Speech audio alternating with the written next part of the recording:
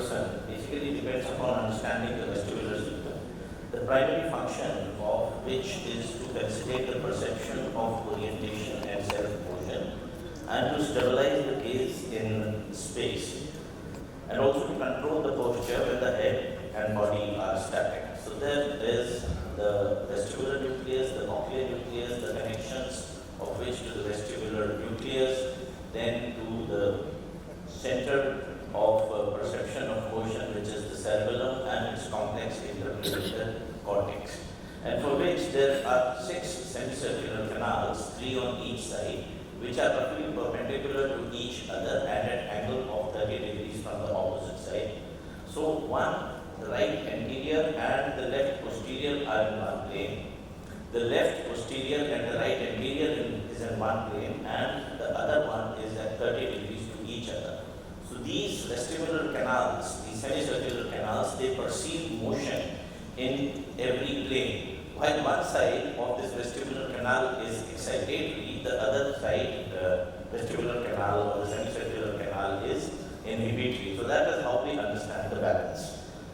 There are multiple etiologies to this dizziness, and misdiagnosis is almost, I think it's the commonest misdiagnosis when it comes to evaluate such patients. So when a person comes to you with the complaint of dizziness, one has to understand what he wants to say and what he means by vertigo. Right up to epilepsies and stroke, people have been saying that mujhe chakkar aa gaya tha, ya tere ko chakkar aa gaya tha. But we have to understand what he actually means by the chakkar. So vertigo is a false sense of movement. It might be objective, in which the patient would say सब कुछ घूमता है, भूकंप आ गया, आकाश नीचे चला गया, जमीन ऊपर चली गई. Lightheadedness, when a patient would say कि I am swimming, there is a vague, non-specific sensation of being disturbance. मेरा सर घूम रहा है, सब कुछ वही है, पर मुझे लग रहा है मैं घूम रहा हूँ. The presyncope is when the patient feels that he is about to lose consciousness. आंखों के आगे अंधेरा छा गया, that is what they would usually say. And then there would be a disequilibrium in which the patient would say कि मैं ऐसे चलता हूँ जैसे मैंने ड्रिंक कर रखी है, मेरा राइट पैर लेफ्ट की जगह पड़ता है, लेफ्ट पैर राइट की जगह पड़ता है. And of course, even epilepsies have been told that it is the patient had a chakkar. So when we evaluate these patients, then first question should be, what do you mean by dizziness? Does it mean that his head is spinning or the entire world is spinning? The second question would be, how long does it last? Is it continuous or episodic in nature? What if it is persistent, vertigo, long lasting, what is the duration? If it is short lasting, what is the duration?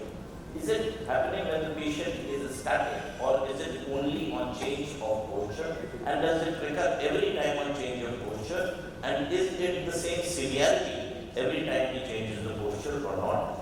Are there any otological symptoms like hearing loss, fullness of the ear, tinnitus, or any ear discharge? Are there any associated vegetative features like nausea, vomiting, palpitation, or sweating? And are there any focal neurological symptoms like dysphagia, dysphonia, dysarthria? So if we miss any question amongst these set of 9 questions, there is a reasonable possibility that we might not be able to reach the diagnosis and therefore not give an accurate treatment. So if you look at the duration, which is probably the most important, then benign positional paroxysmal vertigo, which is the commonest cause, is almost always going to be less than a minute in duration.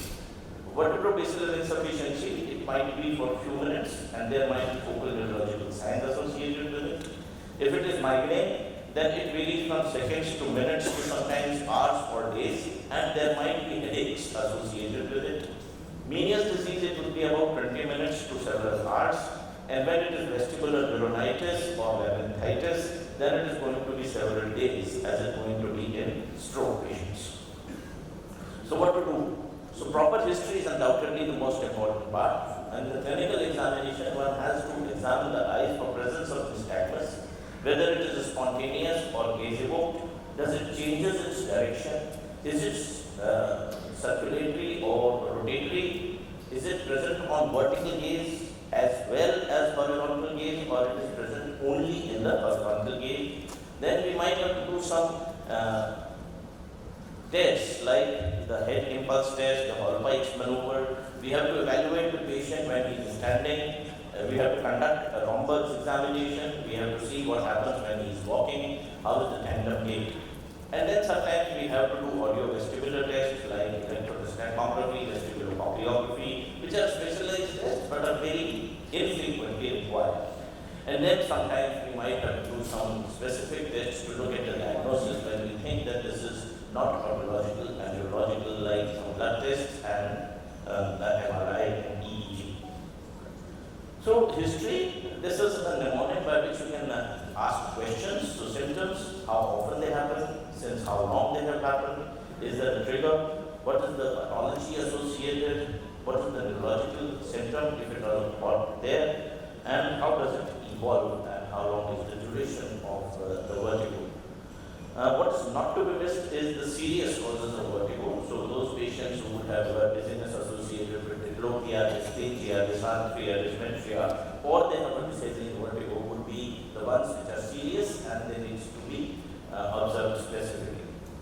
Now, to differentiate between a peripheral and a central lesion, in a peripheral lesion, there would be a harmonic vestibular syndrome, which means that if the patient is in Romberg's position and he deviates during walking, then if he walks with the closed eyes, then he would tend to fall towards the slow component of the nystagmus.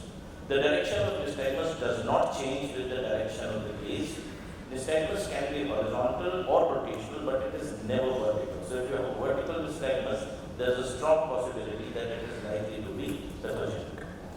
Nystagmus occurs after a latent period and it fatigues. So if you keep on checking that individual again and again for nystagmus, it will fatigue. And it will always appear after a latency of a few seconds. It is severe. The patient would complain of an objective sensation of vertigo, and there would be severe vegetative signs like vomiting, nausea, sweating, and a fear of impending death, palpitation, and all those autonomic features that would be accompanying the vertigo. In contrast to this, the central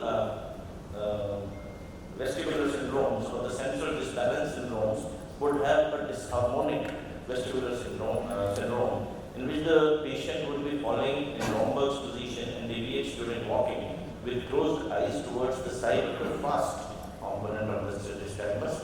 The direction of nystagmus changes with the direction of gait, and vertical nystagmus is almost always present in these individuals. The vegetative signs will be less, and there might be associated neurological signs like diplopia, dysarthria, numbness, paresis, or ataxia. So if we look at these central or peripheral causes of abnormalities, we might be able to understand the diagnosis and treatment better. The role of B6 labs is limited. For example, vitamin B12 might be low, which might be causing a little bit of subacute combined degeneration like a picture. Then thyroid abnormalities are also associated with some degree of vertiginous feeling. Hypoglycemia can cause a feeling of a presyncopal attack. But the most important thing is that normal blood tests do not exclude the causes of serious vertigos. The specialized vestibular functions are almost never needed. They are very fancy, they are very expensive, but probably never needed for evaluation actually for a dizzy patient. But when you have a perception of what we call as the persistent postural perceptive dizziness, which I will telling, then sometimes to exclude organicity, you have to do these tests. And sometimes you have to do these tests if you perceive that more than one semicircular canal is actually involved. Like denied positional paroxysmal vertigo, which I will be talking soon, has usually the posterior semicircular canal which is affected. But sometimes the lateral canal or the anterior canal might be co-affected with this BPPV, in which case we might be requiring these specialized tests. MRI would be required usually when you have a neurological sign, whenever you have a persistent vertigo which is not responsive, and when the patient is showing atypical or a refractory vertigo. So it is basically to rule out demyelinating disorders and some strokes, particularly in the posterior circulation. So what are the common causes of vertigo? So it would be physiological, like a motion sickness, which happens to everybody, including my wife. Then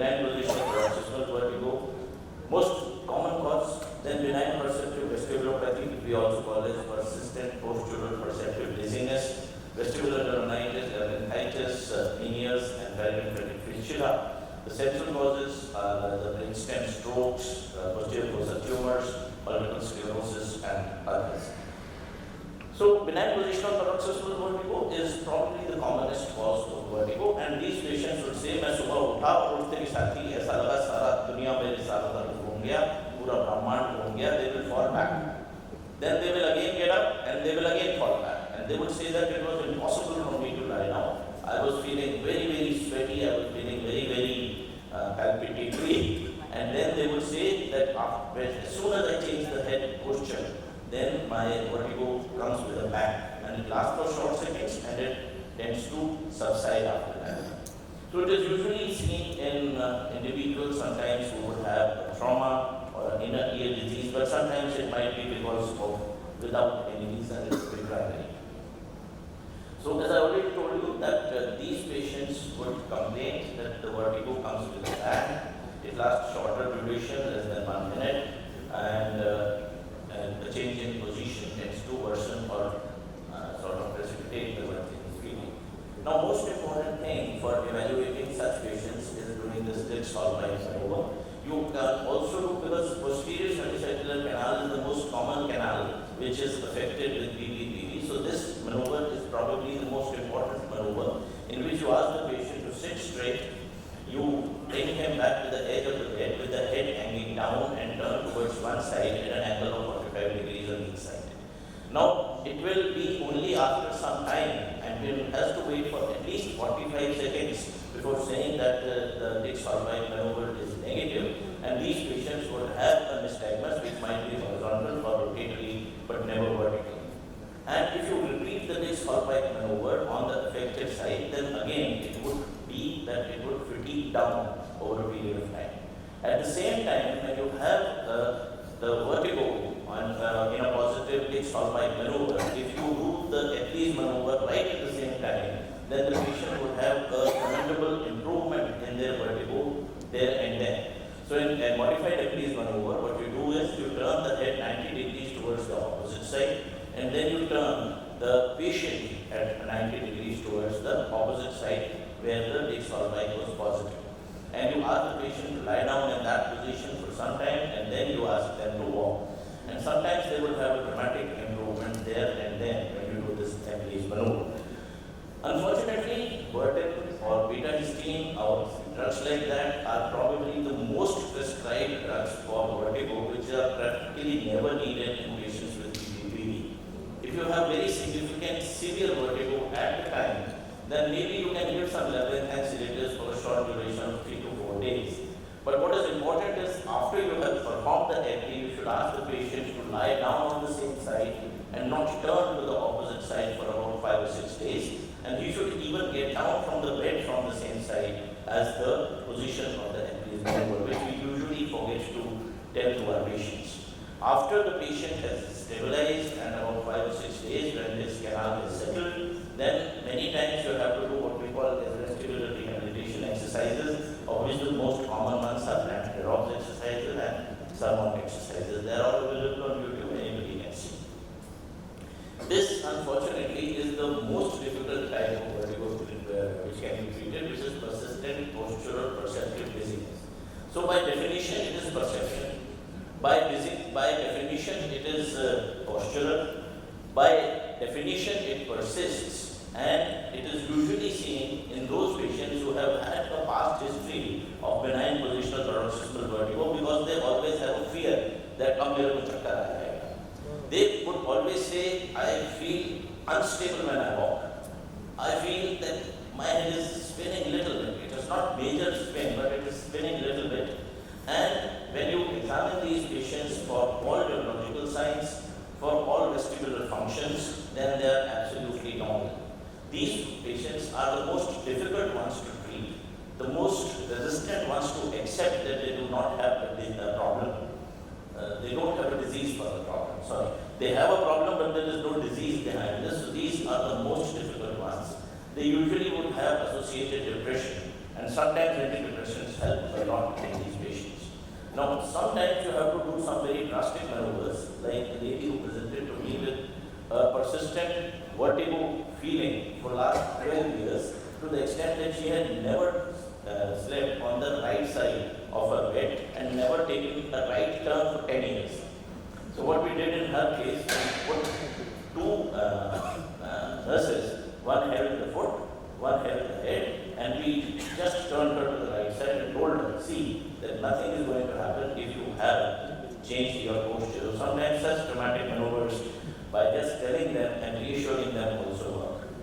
Meniere's disease patients would usually complain of a feeling of oral fullness. They would also have tinnitus, and they would have a recurrent, relatively longish lasting vertiginous feeling. And usually these patients might require an MRI of the internal ear, or they might require HRCT of the temporal bones to look at the endolymphatic hydrops, in which the semicircular canal's root, it tends to get dilated. So usually these patients would also have some degree of hearing loss, and these attacks, they actually occur in clusters. There would be some vegetative signs, so they might also complain of nausea, vomiting, ghabrahat, and all those things. And it basically responds to high doses of beta-histine. Michael Stroop usually says that you should go to at least 96 milligrams of beta-histine before you expect a result, and this has to be given for a long time. He usually says that nothing else is required, but I think in Indian setting that level probably we will never be able to achieve. So I think beta-histine in the dosage of up to 48 milligrams, a salt-free diet, nicotine which is not available in India. If there is too much drinking, that should be avoided. Sometimes acetazolamide helps. Vestibular neuronitis would present with an explosive vertigo, which is almost always sudden. It will be present in all positions, but the hearing would be spared. There will be no neurological signs, and there will be a very severe nystagmus, which is almost non-fatigable as soon as it starts. Usually it lasts for several days. Many patients respond to steroids, labyrinthine sedatives. Some people give acyclovir also, because mostly people feel that it might be a viral infection, but that is not recommended. I think beta-histine and a short duration of steroids is usually what is going to be effective for these patients. Labyrinthitis is almost similar, except that for the patients with labyrinthitis, there will be a very severe hearing loss, which is also almost sudden. So the differentiation point between vestibular neuronitis and labyrinthitis would be the absence of hearing in vestibular neuronitis. Migraine-associated vertigo is something which is gaining importance and understanding recently, and it's only in ICSD-3 that it has found its proper diagnostic criteria. So these patients usually have migraine and vertigo, which might occur together. They might occur separately, which means that the patient might have headache also, might have vertigo also, and they might occur together also. So usually the duration of vertigo is usually about few hours in duration. It is never for a few minutes or seconds. And these patients would have headaches, which are typically migrainous in nature, intermittently, which means that they would have nausea, vomiting, photophobia, and photophobia during that attack of headache. All those drugs which we give for the treatment of migraine also take care of the vertigo. But usually the calcium channel blockers are the ones which probably would be the best for those patients who have migraine-associated vertigo. Drugs should never be excluded. So drugs like aminoglycoside antibiotics, anticonvulsants, salicylates, alcohol, sedatives, and antihistaminics, apart from antidepressants, can cause objective vertigo and objective vestibulopathy. The serious ones are the vertebrobasilar insufficiency, and these patients usually again present with explosive vertigo, but at the same time they would also have other neurological signs like dysphagia, dysphonia, dysarthria, and it is a common cause for episodic spontaneous vertigo of abrupt onset. Of course, it is usually the dorsolateral medullary syndrome where the vertigo would be most prominent, and an MRI would usually tell us the diagnosis. In patients who have multiple sclerosis also, if the lesion is at a strategic position, one can have severe vertigo. So in case of dizziness, this is how I think would be the best way to approach. So a patient might have no nystagmus or there might be a spontaneous nystagmus. If the patient's posture and balance control is negative and he has nausea and vomiting, one would think of a GI disorder and should be referred to an internal medicine guy. If there is associated sweating and tachycardia, chest pain, refer to a cardiologist. If there is associated anxiety, refer to a psychiatrist. If the patient has spontaneous nystagmus, the posture and balance control is positive, and there is associated nausea, vomiting, sweating, and anxiety, then as I told you, if there is a harmonic vestibular syndrome, then you should look for the presence or absence of hearing abnormalities, tinnitus, postural worsening, and the diagnosis would be either vestibular neuronitis, Meniere's, or the PPV, refer to an neurologist. And if it is a dysharmonic vestibular syndrome, then most likely it is a neurological cause and one should resort to imaging. This is basically in a nutshell the approach. This is the last thing. So, if the patient complains, I might faint, I am giddy, it might be syncope or near syncope for cardiovascular disorders. If the patient feels that I might fall, it is disequilibrium, you look for cerebral disorders or psychiatric problems. If the patient says I'm tilting, rocking, the room is spinning, look for vestibular disorders. And if the patient says I'm just dizzy, think of persistent postural perceptive dizziness. Thank you very much for having me.